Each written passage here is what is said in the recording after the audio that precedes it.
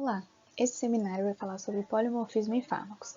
O trabalho foi feito por Bruna Barbosa e Zambelli Lopes para a professora Flávia Dias Marques Marinho, da disciplina de Biofarmácia.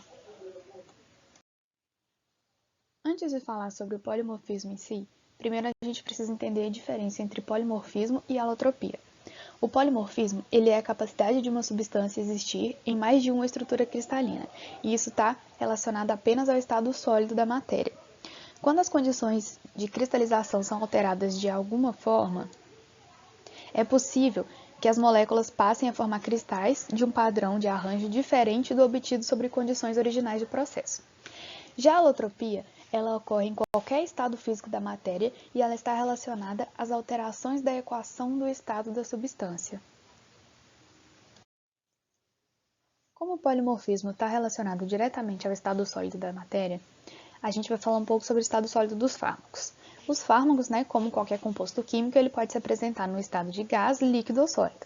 E no caso dos compostos sólidos, eles podem ser amorfos, que acontece quando não se observa a formação de cristais, e podem ser também sólidos cristalinos, quando suas moléculas formam arranjos ordenados. Os sólidos amorfos e cristalinos, eles podem ser classificados de duas maneiras. Primeiro, são os sólidos monocomponentes, que são os sólidos que contêm apenas um fármaco na estrutura cristalina. Já os sólidos multicomponentes, eles vão ser aqueles que possuem moléculas de solvente e do fármacos incorporados na estrutura cristalina. Os sólidos monocomponentes, eles são anidros, ou seja, eles são dessolvatados, não possuem moléculas do solvente incorporado na estrutura cristalina. Eles passam por um processo de dessolvatação e perdem a molécula do solvente, mas eles vão conservar parte do retículo cristalino do solvato precursor. Já os sólidos multicomponentes, eles têm os hidratos, que são um caso particular do solvato em que a molécula de solvente é a água. Dentro dos sólidos multicomponentes, ainda a gente pode ter os sais, que são os sólidos que contêm o fármaco protonado, ou não, e o seu correspondente contraíon incorporado na estrutura cristalina. Por exemplo, o fármaco desprotonado, ele vai ser o diclofenato sódico e a losartana potássica, e o fármaco protonado é o cloridrato de venlafaxina e tartarato de zolpidem. Ainda, dentro dos sólidos multicomponentes, a gente tem os cocristais, que são os sólidos que possuem moléculas de diferentes fármacos ou de um fármaco e outra substância não volátil, e eles estão incorporados nessa estrutura cristalina.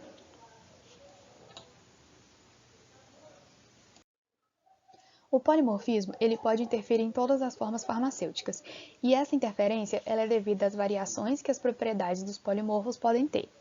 Já as diferenças nas propriedades elas vão vir das diferentes conformações e interações intra- e intermoleculares que modificam o empacotamento das moléculas nos polimorfos.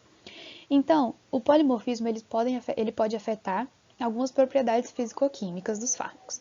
Por exemplo, o empacotamento. E isso pode afetar o volume molecular, a densidade, o índice de refração, a condutividade, a higroscopicidade ou a cor. Também pode afetar as propriedades termodinâmicas, como a temperatura de fusão e a temperatura de solvatação, a entropia, a capacidade calorífica, potencial químico, a energia livre, pressão de vapor e a solubilidade. Também pode afetar as propriedades espectroscópicas, como as transições eletrônicas UV visível, as transições vibracionais IR, as transições rotacionais IR e o spin nuclear RMN. Além disso, o polimorfismo também pode afetar as propriedades cinéticas, como a velocidade de dissolução, a velocidade de reação de um estado sólido e a estabilidade. Também pode afetar as propriedades superficiais, como a energia livre de superfície, as tensões interfaciais e o hábito cristalino. Já as propriedades mecânicas também podem ser afetadas, como a dureza, a compactabilidade, as propriedades de tableting, fluidez, tensão superficial misturado. E algumas dessas substâncias são de interesse farmacêutico que sejam alteradas, como a densidade, a dureza, a tensão superficial, fluidez, o ponto de fusão, a higroscopicidade, as propriedades ópticas e elétricas, a estabilidade química e física, a reatividade, a solubilidade, a velocidade de dissolução, a biodisponibilidade e a bioequivalência desse fármaco.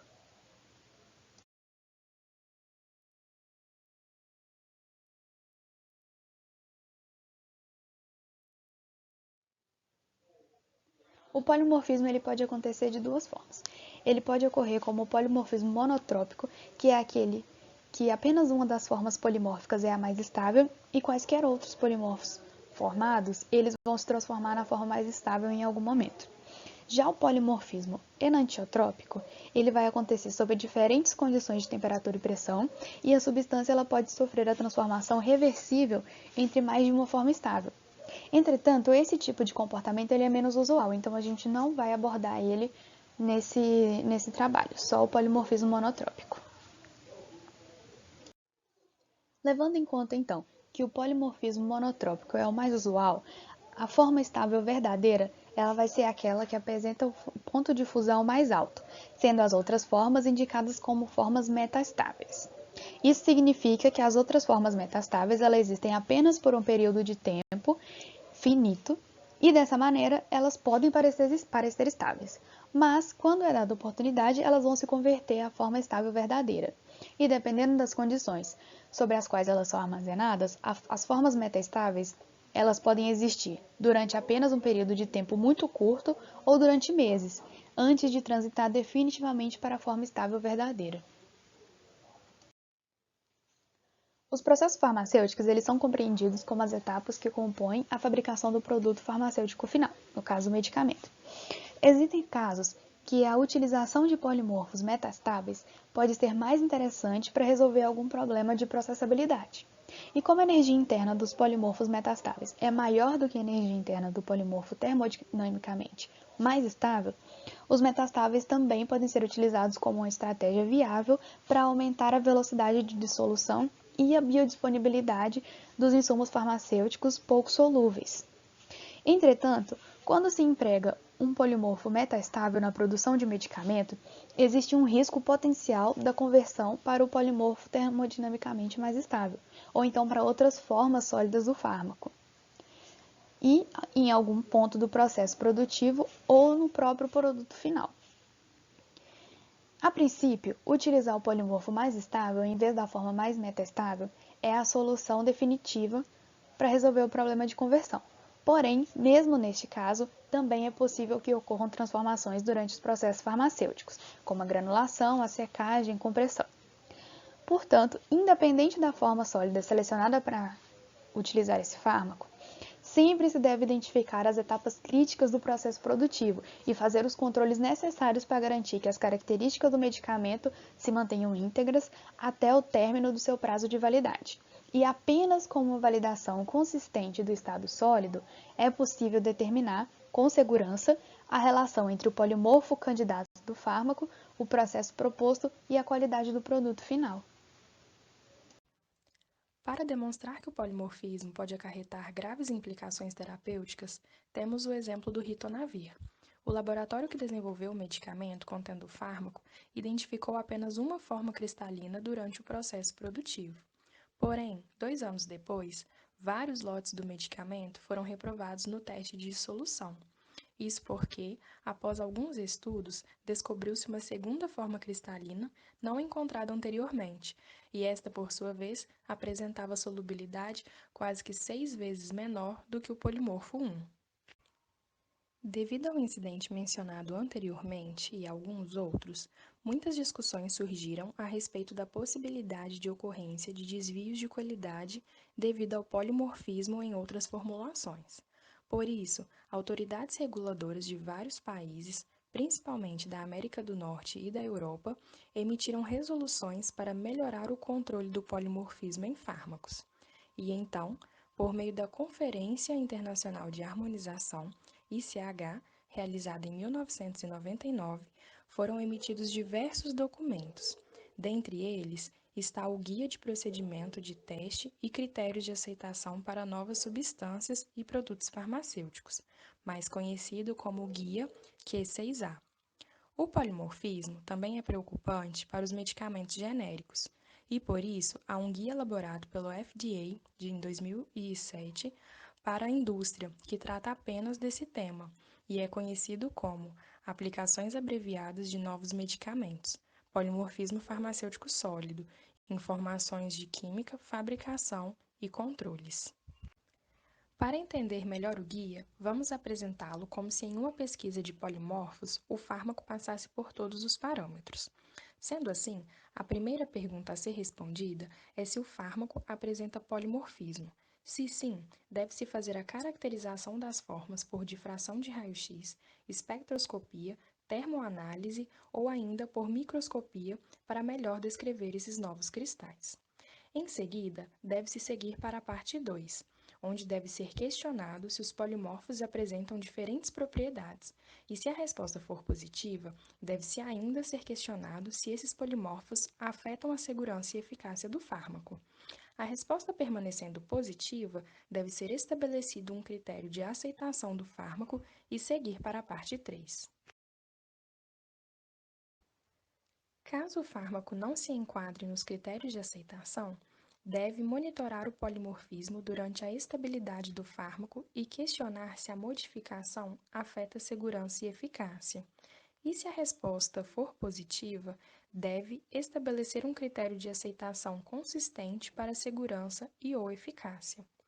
No Brasil, também possuímos resoluções a respeito do polimorfismo, e estas estão descritas em algumas RDCs. São elas: a RDC 136 de 2003, que diz que no ato do registro de um medicamento novo, deve-se apresentar relatório técnico contendo informação do princípio ativo quando houver polimorfismo, sendo necessário discriminar as características do polimorfo. Existe também a RDC 893 de 2003, que foi revogada e modificada para a RDC 48 de 2009, que diz sobre a realização de alteração, inclusão, suspensão, reativação e cancelamento pós-registro de medicamentos. Neste, a rota de síntese deverá conter as informações referentes ao polimorfismo do medicamento. Existe ainda a RDC 60 de 2014, que dispõe sobre os critérios para a concessão de renovação do registro. Dentre os tópicos dessa resolução está o tópico F, que aborda a elucidação da estrutura e outras características e impurezas. Dentro do assunto abordado, fala para elucidar o potencial de formar polimorfos, discriminando as suas características e de outros polimorfos relacionados ao insumo farmacêutico ativo. E, por fim, temos a RDC número 359 de 2020, que instituiu o dossiê de insumo farmacêutico ativo e a Carta de Adequação de Dossiê de Insumo Farmacêutico Ativo, que, de acordo com o artigo 16, deve ser apresentada a relação de propriedades físico-químicas e outras propriedades relevantes, principalmente aquelas que afetam a eficácia e a segurança do medicamento, como por exemplo, o polimorfismo. Sabendo da grande influência dos polimorfos nas características farmacocinéticas e farmacodinâmicas de um medicamento e que pode interferir significativamente na eficácia deste, é de extrema importância atentar-se à possível existência de polimorfos, tanto na obtenção do fármaco quanto no processo produtivo do medicamento, efetuando os testes necessários de acordo com as legislações vigentes, garantindo assim aos pacientes a eficácia e segurança necessárias. Essas foram as referências usadas para a execução desse trabalho.